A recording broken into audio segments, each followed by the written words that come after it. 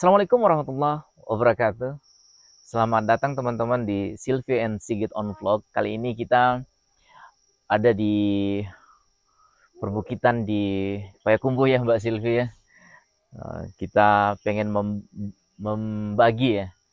Ya, kita nggak berani bilang banyak. Kami selalu bilang sedikit. Tapi semoga bermanfaat. Topiknya kali ini Mbak Sylvie dan teman-teman terkait dengan susu anak yang terbaik gitu ya. Itu topiknya, susu anak yang terbaik. Ada 5 pertanyaan, saya cepat saja.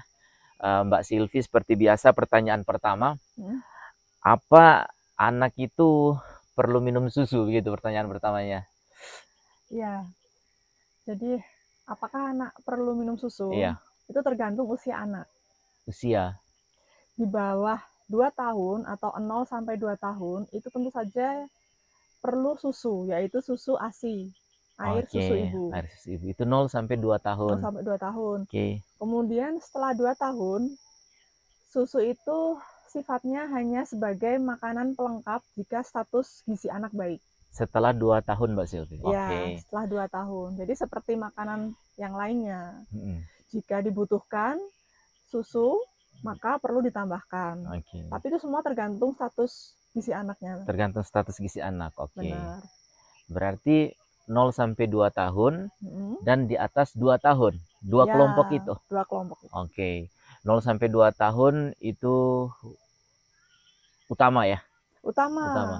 sebagai makanan utama untuk Sebagai bayi. makanan utama ya. Air susu ibu itu ya. Air susu ibu. Oke. Di atas 2 tahun Benar?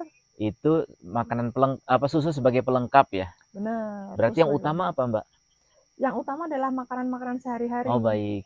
Kemudian susu melengkapi Benar. sesuai dengan kondisi gizi waktu itu ya. Iya, Si anak benar. waktu itu ya. Benar, Oke. benar banget. Kondisi gizi anak itu berarti kita ada punya punya itunya ya, punya arahan dari mungkin kesehatan atau Ada arahan kedokteran dari ya. ahli kesehatan. Oke, jadi nanti susu akan menyesuaikan konsumsi, Benar, benar menyesuaikan sekali. untuk sebagai pelengkap gitu ya. Pelengkap Tambahan, maaf, gizi. maaf tambahan.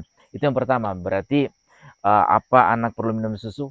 Ya tadi itu jawabannya. Jawabannya Nah, tergantung. tergantung. Tapi Tergantung yang usia anak. pertama 0 sampai 2 wajib ya. Wajib. Pertanyaan kedua Mbak Silvi. Ini saya cepat saja karena kami di ketinggian yang cukup tinggi ini, dingin sekali. Jadi teman-teman bisa lihat di sana, kalau tidak ketutup awan di sana ada mungkin gunung ya, tinggi banget di sana ya. Tapi di bawah itu Iya, kota Payakumbuh. Di bawah itu kota Payakumbuh. Oke, Sumatera Barat. kita lanjut pertanyaan kedua, semakin dingin. Mengapa banyak ahli, bukan, sorry, it's not, itu bukan banyak ahli. Mungkin pertanyaannya gini. Mengapa banyak ya pendapat atau tulisan tertentu ya yang kadang itu kontra terhadap susu ini gitu. Oh gitu. Mengapa itu, Mbak?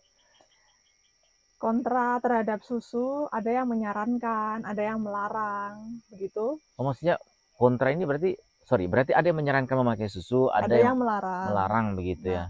Oke. itu sebenarnya kalau untuk anak di bawah 2 tahun, Oke. itu ada beberapa ketakutan dari Oke. para ahli Oke. bahwa susu nanti bisa menggantikan posisi air susu ibu. Oh, berarti pertanyaan kedua ini susu ini di luar air susu ibu ya? Iya, di luar air Oke, susu siap ibu. siap siap siap. Nah, namun untuk anak-anak yang berusia di atas 2 tahun, Mhm.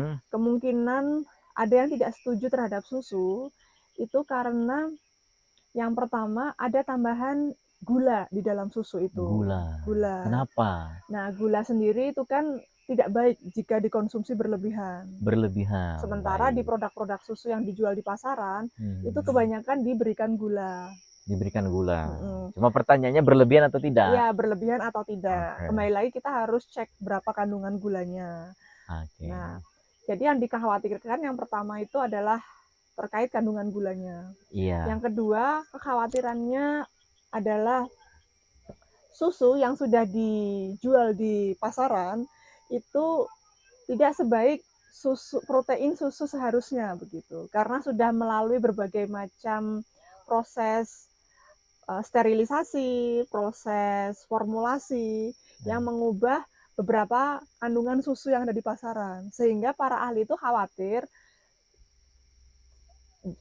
kandungan susu yang ada di pasaran itu tidak sebaik yang seharusnya begitu. Yang seharusnya itu maksudnya yang keluar langsung dari sumbernya, Iya, tanpa yang diapa-apain gitu? masih segar, masih murni, Ah, iya iya tanpa iya. tambahan gula, tanpa tambahan perasa, Oke. pewarna, seperti itu. Oh, baik baik. Berarti memang, kontra itu ada karena kondisi tadi itu ya, kondisi Iya, beberapa tadi. kontra, tapi ada juga beberapa yang tetap menyarankan. Menyarankan gitu ya. Pada titiknya itu adalah kita harus mengecek gitu ya. Harus Kita mengecek lebih mengecek dulu. apakah kekhawatiran kita benar atau tidak Ya, gitu ya. apakah berlandaskan sesuatu Iya. atau tidak Contohnya begitu. tadi spesifik misalnya Hmm, gula, gula. apakah berlebihan atau tidak ya kita cek gitu kan ya. Iya, Nah, harus kita cek. dicek. Kalau kita sebagai orang awam mengeceknya bagaimana? Cara membandingkannya. Bisa dilihat di kandungan nutrisi di balik Iya, kemasan. pertanyaan yang ketiga Mbak Silvi, Hmm. jenis susu anak di pasaran itu seperti apa sih? Ya, jadi ada beberapa jenis susu yang dijual di pasaran ya. Saya akan menyebutkan 4 aja yang biasa ada di pasaran. Yang pertama itu adalah susu murni. Susu murni ini biasanya dijual di sekitar peternakan atau kita memiliki uh, suatu agen yang dia mengelola susu sapi dari peternaknya langsung. Oh, maksudnya susu yang datang dari yang langsung dari. Iya, jadi dia susu sapi murni, susu sapi segar. Dia biasanya dijual dalam bentuk botolan, botol susu sapi diantarkan setiap hari. Nah, susu itu ketika sudah diantarkan harus dimasak terlebih dahulu Baik. dengan suhu 70 derajat Celcius selama 5 menit sambil diaduk. Nah, kelebihannya susu ini adalah dia susunya segar gitu dari peternakannya langsung. Kandungannya masih alami ya. Ya, kandungannya masih alami. Nah, kekurangannya adalah kita tidak tahu tuh cara memasaknya, suhu yang tepat itu seberapa. Kadang-kadang suhunya kelebihan atau waktu masaknya melampaui dari yang seharusnya. Iya. Dari yang seharusnya cuma 5 menit ternyata kelebihan. Ya, ada Nah, itu tantangannya ya. bisa mengubah beberapa kandungan nutrisi yang ada dalam susu yang itu sendiri. Lalu yang kedua yang biasa dijual di supermarket atau di pasaran, itu adalah susu pasteurisasi. Pasteurisasi. Jadi susu ini diolah menggunakan metode pasteurisasi dengan tujuan yang sama, karena ada beberapa metode nih. Tujuannya yang sama-sama untuk menurunkan jumlah mikroba yang ada di dalam susu itu. Maksudnya sama dengan apa? Sama dengan cara yang pertama tadi, Tidak, memanaskan. ada beberapa metode pasteurisasi gitu. Oke. Terkait variasi suhu maupun lama Oh, yes. waktunya. Maaf. Iya, lanjut ya. Misalnya ada yang 63 derajat Celcius selama 30 menit atau 72 derajat Celcius selama 15 detik. Biasanya dua variasi itu tadi. Tujuannya sama, yaitu untuk menurunkan jumlah mikroba yang ada di dalam susu. Kenapa harus diturunkan? Tujuannya supaya waktu simpannya lebih lama. Begitu. Nah, kelebihannya susu ini, susu pasteurisasi adalah nutrisinya masih terjaga. Karena pemanasannya kan tidak terlalu tinggi dan pada suhu yang lebih cepat. Suhu yang cepat. Nah, kemudian juga kelebihannya adalah sudah ada banyak mikroba yang berbahaya yang sudah dimatikan. Jadi aman untuk dikonsumsi.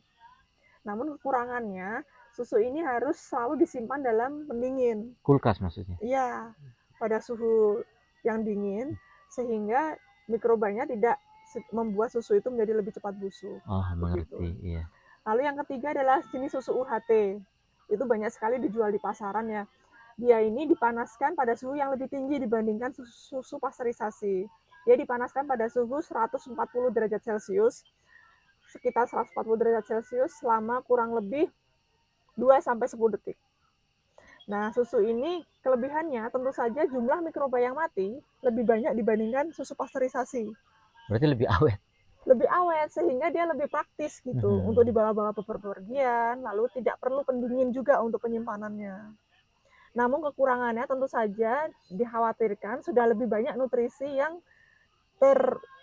yang berubah begitu dibandingkan susu pasteurisasi. Tapi masih tetap aman. Tapi masih tetap masih dalam range yang disetujui oleh beberapa ahli gizi atau peneliti bahwa range nutrisi yang ada pada susu UHT itu masih bisa diterima, Masih masih bisa bermanfaat, diterima itu masih yang bermanfaat gitu. pertama tidak membahayakan, yang kedua masih bermanfaat. Bermanfaat. Oke. Yang keempat adalah susu formula. Susu formula adalah susu sapi ataupun susu kedelai yang sudah ditambahkan formula atau kandungan nutrisi dari luar sebagai zat tambahan. Nah, kenapa perlu ditambahkan? Karena protein dari susu sapi itu ada yang sulit dicerna oleh anak-anak Di bawah 2 di tahun. bawah 2 tahun. Begitu, sehingga perlu ditambahkan protein dari luar. Kemudian yang kedua adalah nutrisi dari susu sapi maupun kedelai itu dipandang tidak cukup untuk memenuhi status gizi anak, sehingga ditambahkan juga dari luar. Misalnya karbohidratnya kurang dibandingkan susu ASI, susu air susu ibu. Kemudian lemaknya juga kurang. Kemudian juga ada beberapa nutrisi yang tidak didapatkan di air susu ibu yang ada di dalam susu sapi maupun susu kedelai.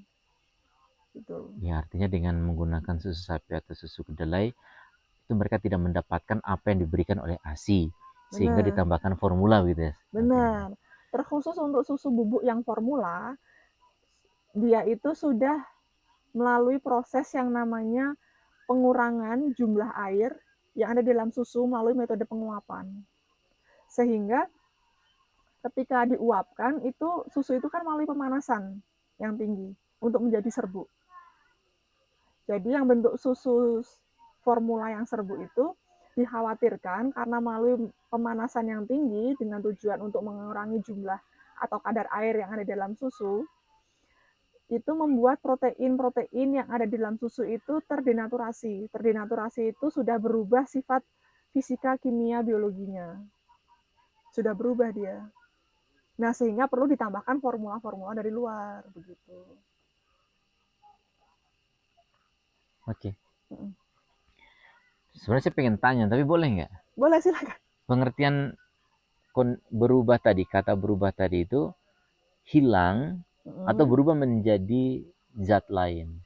Berubah tidak sesuai dengan sifat yang sesungguhnya. Yang seharusnya sifatnya itu sudah berubah. Karena struktur proteinnya sudah berubah. Lalu ditambahkan formula sehingga kembali lagi menjadi sifat awal. Harapannya seperti Sebelumnya. itu. Oke. Kan kalau formula tambahan kan kita sudah tahu zatnya apa. Oke. Dan sudah terukur. Oke. Nah, Jadi mengembalikan dia ke posisi sebelum dipanaskan gitu ya. benar. Oke. Thank you Mbak Silvi. Keempat Mbak Silvi, pertanyaan keempat ya.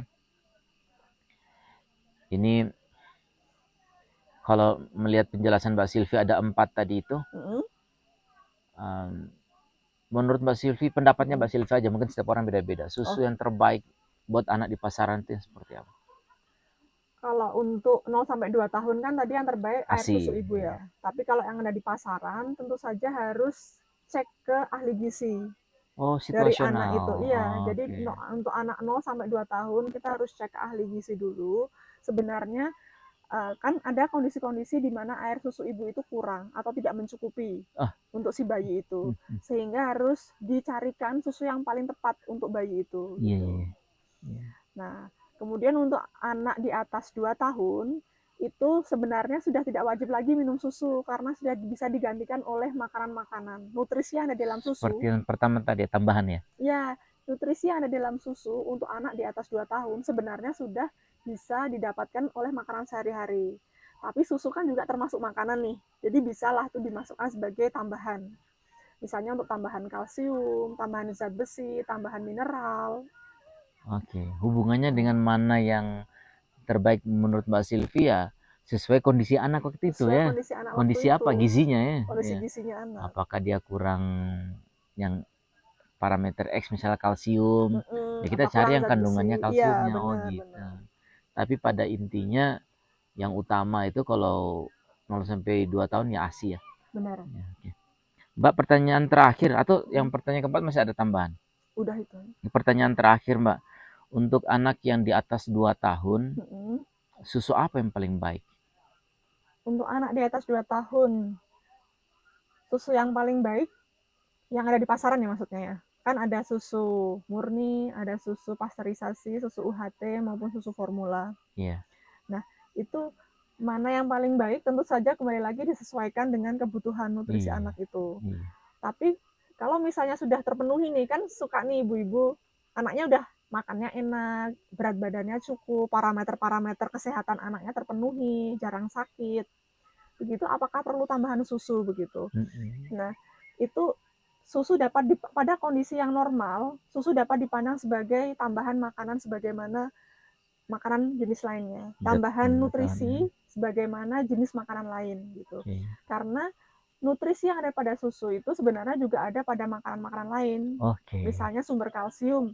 Ada banyak kok makanan lain mengganti susu, misalnya ikan-ikanan. Beberapa ikan mengandung banyak kalsium juga, misalnya ikan tongkol, ikan salmon. Kemudian kacang-kacangan, kacang kedelai, kacang almond. Sering kan dengar susu kedelai. Nah, itu dia karena banyak kalsiumnya, Mas. Begitu. Berarti ya memang Ya, dianggap sebagai tambahan aja lah. Kalau pertanyaannya mana yang terbaik, ya sesuai kondisi anak kita gitu ya. Benar. Jadi kesimpulannya kita harus betul-betul tahu kondisi gizi anak kita gitu ya. Benar. Untuk menentukan susu mana yang harus kita kasih ke dia gitu kan ya. Jadi memang untuk menentukan itu kita juga harus tahu ilmunya kan.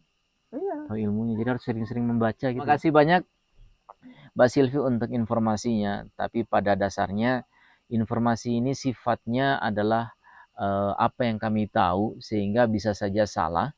Teman-teman silahkan untuk mengecek kembali ya. Kalau ada yang teman-teman tidak setuju karena ada literatur mengatakan hal yang berbeda, silahkan disampaikan di komentarnya ya. Iya, silahkan. Silahkan disampaikan di komentarnya. Tapi pada intinya terima kasih banyak Mbak Silvi. Semoga apa yang singkat dari Mbak Silvi ini bisa menjadi awal pembuka informasi buat teman-teman yang membutuhkan. Terima kasih banyak teman-teman semuanya. Sampai jumpa di video berikutnya. Selamat malam. Assalamualaikum warahmatullahi